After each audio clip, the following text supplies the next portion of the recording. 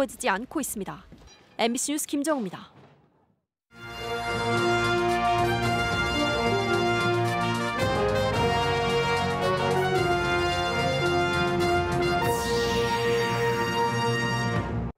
충북에서 연일 구제역 확산이 이어지고 있습니다. 발병 농장의 항체 형성이 낮아 백신 접종에서 원인을 찾고 있습니다. 기록적인 때이른 더위가 이어지고 있습니다. 5월 말에 피는 철쭉이 벌써 소백산을 수놓고 있습니다. 최근 청주의 주상복합 청약 경쟁률이 평균 73대 1을 기록했습니다. 갭 투자도 다시 늘며 부동산 전망이 엇갈리고 있습니다. 지역 대표 축제들이 시대 변화에 발맞춰 변화를 시도하고 있습니다. 20년 전통의 충주 호수축제가 폐지되고 새로운 축제가 등장합니다. 시청자 여러분 안녕하십니까? 계속해서 충북 소식입니다. 4년여 만에 재발한 구제역 확진 농장이 10곳으로 늘었습니다. 전국 시군 가운데 청주와 증평에서 또 백신 자가접종 농장에서만 잇따르고 있는데요. 가축 방역당국은 발병 일주일 만에 그 이유를 접종 미흡으로 보고 강화된 방역 대책을 내놨습니다. 정재영 기자입니다. 8번째 확진 농장은 집단 발생 지역인 청주 북이면에서 한우 200여 마리를 키우는 곳입니다. 앞서 확진된 증평 한우 농장과 가족 관계여서 감염 우려가 컸던 농장입니다. 600m 떨어진 염소 농장도 같은 날 구제역 감염이 확인됐고 증평에서도 첫 발생 농장 인근의 한우 농장이 10번째 확진 판정을 받았습니다. 세 곳 역시 기존 감염 농장들처럼 백신 자가접종 대상이었고 기록상 최근 한 달여 사이 접종을 마친 걸로 돼 있습니다.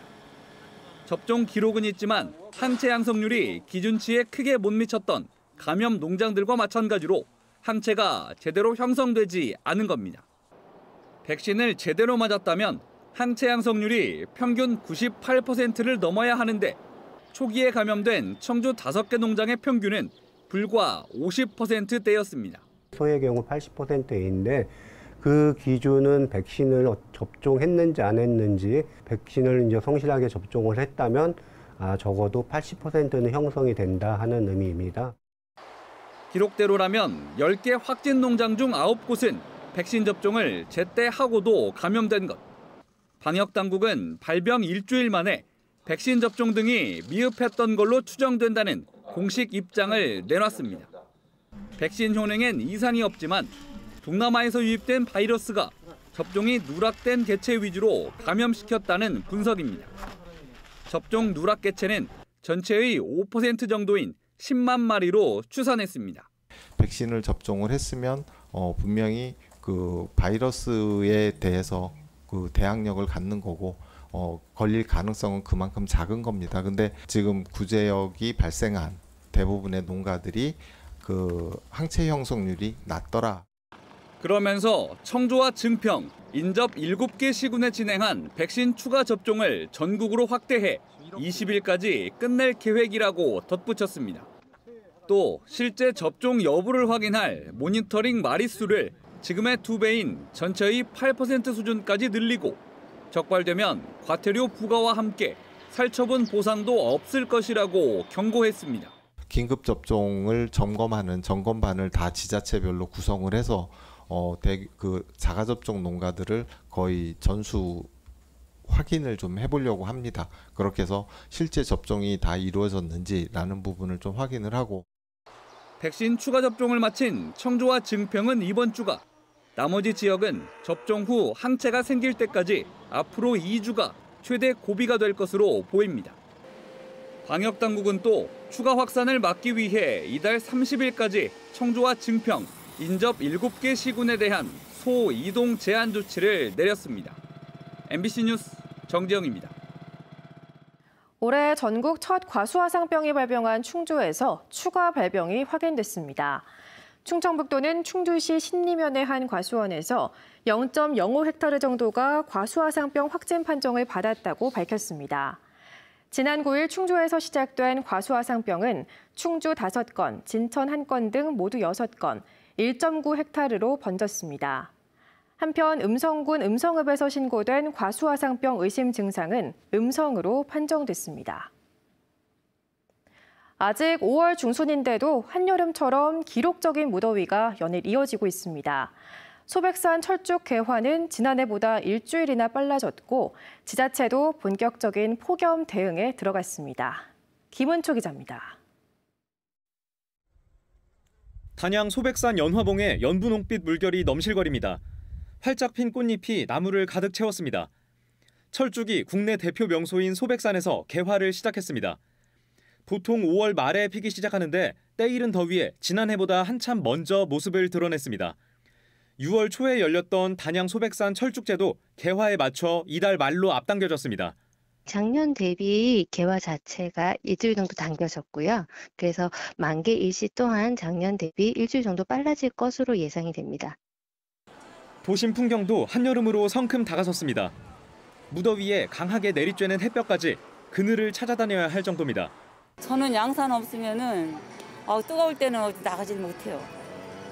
그래서 그늘만 찾아다니면서도 쓰고 다녀요. 뜨거운 날씨는 양손에 사든 아이스크림도 곧장 녹여버립니다. 날씨가 너무 더워서 아이스크림 바로 생각나길래 이렇게 바로 샀습니다. 때이른 한여름 더위가 연일 이어졌습니다. 전날 청주와 충주 등 4개 시군이 5월 중순 기준 최고 기온을 기록한 데 이어 오늘도 비슷한 수준으로 도내 대부분 지역이 30도를 웃돌아 평년보다 5도 이상 높았습니다. 주 후반 곳에 따라 빗방울이 날리면서 기온이 잠시 떨어지겠지만 주말부터는 다시 기온이 오르겠습니다. 기온이 많이 높고 더웠는데요. 다음 주는 그 정도까지는 아니지만 그래도 평년보다 약간 높은 수준의 기온 분포를 보이겠습니다. 지자체도 주말부터 온열질환 모니터링을 시작하는 등 본격적인 폭염 대비에 들어갈 예정입니다. 또 경로당과 행정복지센터 등에 누구나 들어가서 이용할 수 있도록 무더위 쉼터 840곳을 운영하기로 했습니다. MBC 뉴스 김은초입니다. 최근 청주의 한 아파트 청약 경쟁률이 평균 70대 1을 넘어서며 화제였는데요. 여기에 아파트 가격의 하락폭이 둔화되고 전세를 끼고 집을 사는 일명 갭 투자까지 다시 고개를 들고 있습니다. 일각에서는 집값이 바닥에 왔다는 얘기도 있지만 일시적인 현상이라는 신중론도 나오고 있습니다. 김영일 기자입니다. 청주시 송절동 일원의 1,034가구 규모로 들어서는 한 아파트 모델하우스. 청약 경쟁률이 최고 265대 1을 기록했습니다. 평균 경쟁률은 73.7대 1. 일반 공급 473가구 모집에 3만 4천 명이 넘게 몰린 겁니다. 테크노폴리스 최초 중대형 평형 위주의 구성이란 점에서 소비자분들의 관심이 매우 높은 편이었고요. 그로 인해서 청약 경쟁률 또한 매우 양호하게 나온 것으로. 전세를 끼고 사는 갭 투자도 조금씩 살아나고 있습니다. 지난달 청주시 서원구의 한 아파트는 1억 4천만 원에 거래된 뒤 일주일 만에 1억 2,900만 원의 전세 계약이 체결됐고, 흥덕구의 또 다른 아파트는 전세 계약 이틀 전에 전세가보다 500만 원 많은 3억 7,500만 원의 매매가 이루어졌습니다. 한 부동산 전문 사이트 분석 결과 한동안 끊기다시피 했던 충북의 갭 투자는 최근 석 달 동안에만 100건이 넘었습니다. 여기에 아파트 가격 하락폭도 둔화되면서 지난해 12월 766건에 그쳤던 충북의 아파트 거래량이 지난 3월에는 1,645건으로 늘었고 지난달에도 1,394건을 기록했습니다. 소형 평수 중심으로 갭 투자 금액이 적은 그런 투자처를 좀 찾고 있고요. 실집 이사를 하시려고 소유의 의사로다가 문의하시는 분들이 좀 늘어나고 있습니다. 이를 두고 일각에서는 집값이 바닥을 다진 것 아니냐는 해석을 내놓고 있지만 아직은 이르다는 평가가 지배적입니다. 팔려는 사람과 사려는 사람 간의 희망 가격 차이가 여전히 크고 금리 부담도 여전한 상황에서 집값이 반등하기에는 좀 더 시간이 필요하다는 겁니다. 경기 침체 고금리 그리고 전세가 매매가 차이로 인해서 그 투자하기 힘든 그런 과정에 있고 바닥을 쳤다 이렇게 예상하기는 힘들고 좀 더 하락할 수지가 많이 있다. 전문가들은 부동산 시장이 조금씩 움직이고는 있지만 당분간 집값 하방 압력이 지속될 것으로 예상되는 만큼 수요자들은 보다 신중한 접근이 필요하다고 강조했습니다. MBC 뉴스 김영일입니다. 충청북도의 정책 간담회 특식 차별 논란과 관련해 충북 시민사회단체 연대회의는 논평을 내고 김영환 지사를 둘러싼 이딴 논란을 거론하며 진지한 고민과 성찰을 요구했습니다. 연대회의는 행정은 문제를 해결하는 거지 문제를 일으키는 것이 아니라고 지적하며 다소 억울하다는 관계 공무원은 이 사안을 보는 여론이 어떤지 수백만 조회수를 기록 중인 기사의 댓글들을 일독해보라고 권했습니다. 충북도청에 문소고 등으로 오래 방치됐던 옛 충북산업장려관이 주민쉼터로 개방됐습니다. 충청북도는 도청 개방 프로젝트의 첫 사업으로 87년 역사의 충북산업장려관을 카페와 예술 전시장 등을 갖춘 문화쉼터로 리모델링했습니다. 산업장려관에는 도지사 현장 비서실도 운영해 문턱 없는 여론을 수렴할 예정입니다. 일제강점기인 1936년에 지어져 근대 제국주의 스타일의 건축 양식을 간직한 이 건물은 2007년 국가지정 문화재로 등록됐습니다.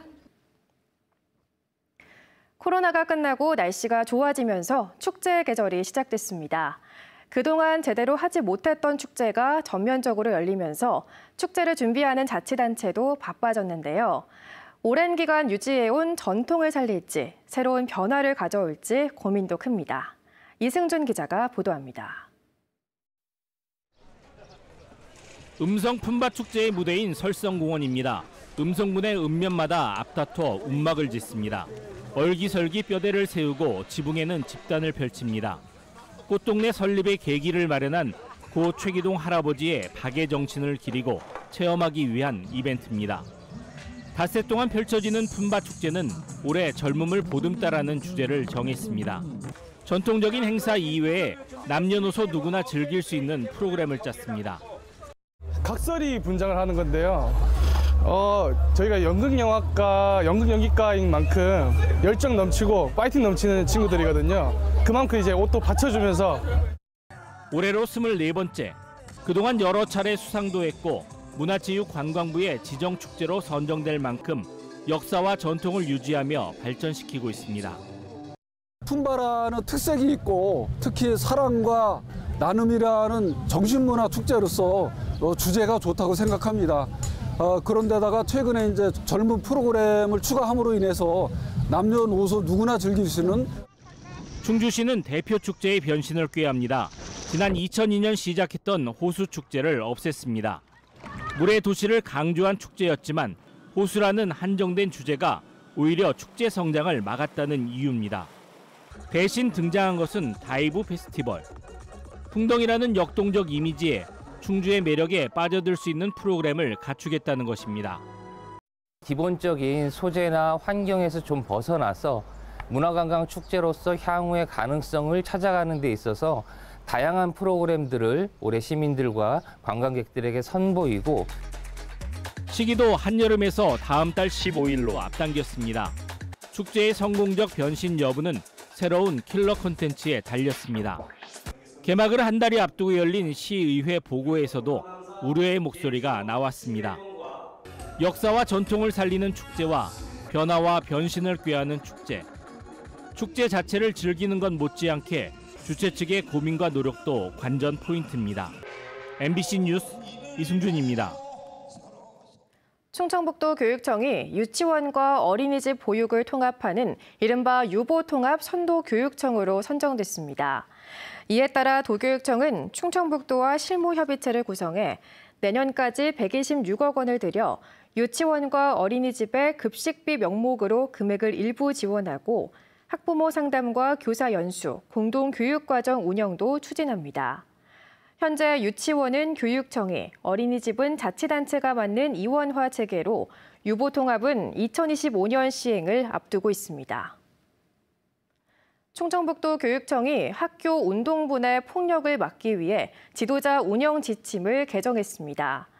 도교육청은 학교 운동부 지도자 운영 지침에 직위 해제 조항을 신설해 지도자에 의한 폭력이나 아동학대 사안 발생 시 즉시 분리하고 업무에서 배제할 수 있도록 만들었습니다. 직위 해제 기간에는 학생들의 훈련에 지장이 없도록 대체 지도자를 배치할 계획입니다. 또 채용 시 징계 관련 이력 증명서를 확인하고 해마다 전수조사를 실시해 운동분해 폭력을 차단하겠다고 밝혔습니다. 제천 의림지 한방치유숲길이 7년여간의 공사를 마무리하고 전 구간을 개장했습니다. 의림지 한방치유숲길은 비룡담 저수지에서 용두산 산림욕장을 순환하는 11km의 둘레길로 제천시가 80억 원을 들여 조성했습니다. 충북 지역 소식 마칩니다. 시청해주신 여러분 고맙습니다.